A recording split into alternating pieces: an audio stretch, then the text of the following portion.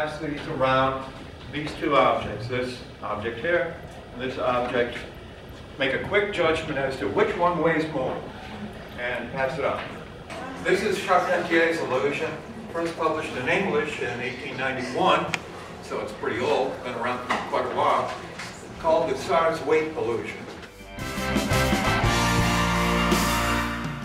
It's fairly straightforward to build a website and optimize it for certain types of keyword searches. For instance, my website, What's the Harm? If you Google what's the harm, guess what the first result is. And it wasn't that hard for me to achieve that. But there are a number of problems. It can be very difficult to SEO a particular term. Like if you want to do a website about homeopathy and you want to be the #1 result for homeopathy, well, good luck. Good luck. Because there's millions and millions of results on homeopathy. The idea is, Wikipedia has solved this problem.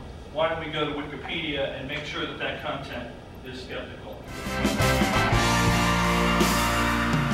For most of the time that our species has been on the planet, we've been in small groups of 150 people. Then, because of evolution and because we have big brains that invent or has given us technology, and then the technology has essentially exploded our population. It gives us all these great things, but I think to a certain extent there's a bit of a shock to our biology, right? I mean, we're not used to this from a species perspective.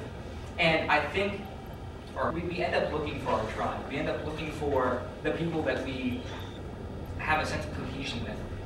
And what I find ironic about this is that religious organizations, they to a certain extent exploit this fact, right? We're looking for people with common ideologies, common backgrounds. Skeptics, we embrace evolution, but then we, to a certain extent, kind of ignore something that it tells us about our fundamental desires. Promoting community within skepticism and inclusiveness is something that we all need to be very conscientious about, something that we all need to try to embrace in a much more intentional level. I don't have a college education, and I don't have letters after my name, and I am working class. Right. And I notice, some people who are scientists, they're not the most socially outgoing and they have trouble, but it seems to be, well, you need to know these 15 papers and read math and logic in your spare time to nearly understand our situation. Or, well, you don't know all this science, you're not interested in being a scientist, well, I guess you're kind of an idiot then. Right. And more, how do you, I feel it would be better to reach out towards the working class, to the people who are actually buying, because people who are coming here, they're the choir.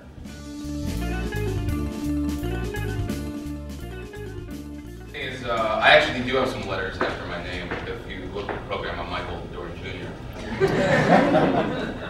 Atheism is a philosophical position, not a scientific one. I mean, we are, of course, informed by science in this stance, but it's a philosophical position. It's not one that we just kind of say, well, we're scientists, so we're atheists. I mean, that's naturalism, and that, again, is philosophy. Basically, my point is that skepticism is a way of looking at the world, right? And as you look at the world, you make decisions about what makes the most sense, right? So all along this line are beliefs that can be derived from our worldview of skepticism, right? Somewhere on this line, it seems to me, is atheism, okay? The belief that we really haven't been shown any good evidence or good reason to believe in religious claims. So by default, we lack belief in religion or God. And somewhere on the circle might be, you know, that you're, in some sense, an UFOist or something like that. But you kind of get the outlook thing that I'm getting. Ladies and gentlemen,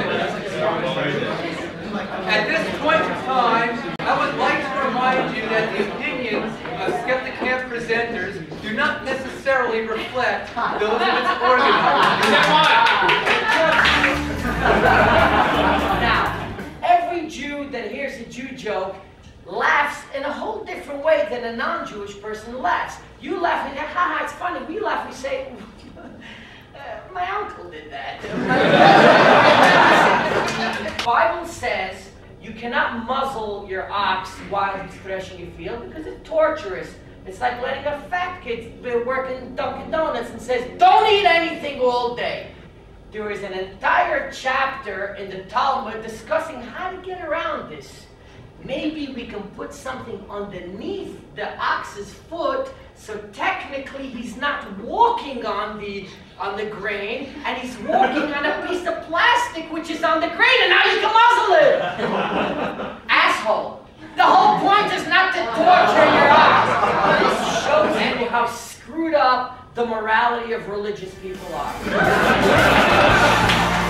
There's the Amish don't get vaccinated and don't have autism gambit, which assumes two things, that the Amish don't get vaccinated and that the Amish don't have autism. This was started, and both of these premises are false. And what I love is when you tell this to somebody making the argument, they turn around, they go, you see, they have autism because they ain't vaccinated. How do you respond to that other than just give them the face palm? Because they just... An experiment is the only situation in which you can actually measure cause. So whenever you're reading and they are inferring that something has caused something, like vaccines cause autism, or using an additional percentage of your brain causes psychic power. These are things that you really can't test because you don't have right experimental conditions. A true experiment requires that whatever the variable is that you're testing to determine if it causes something has been introduced by you, the researcher. And then you have at least two levels of it. Those two levels can be the presence or absence of it, or they can be varying dosing. But it cannot be a subject variable, something to do with you. So when you're reading research where they're comparing cancer patients to non-cancer patients or men to women, these are not experiments because they have been subdivided by subject variables. In other words, the independent variable that's being tested was not introduced by the researcher, so it doesn't have manipulation. There are a couple of conditions under which the argument from ignorance actually becomes strong. And that happens when the specificity, which is this guy right here, the T-bar, E-bar, when the specificity increases, that means that if the theory is false, then that means that the evidence probably won't appear. And also, as the prior probability of the theory, that is the theory before you do the experiment, that's here, as the prior probability decreases, then the argument from ignorance increases. In general, I recommend that the information you should get from an abstract is whether or not you should actually read the entire paper. So methods and results, it's the scary part of the paper, I'm not going to lie. Oddly enough, it's the easier part to write, which is very strange, but it's the harder part to read. Give them a full read-through, read the methods and then read the results. And then what I always recommend is to go back and read them simultaneously a second time. So read this paragraph of methods and see if you can identify the part in the results where they said, the methods, they said, we're going to test A, B, and C. And then in the results go, we tested A, B, and C, and here's what we got. And if you kind of read those simultaneously, you can start to assess them in the quality of the question that they were asking.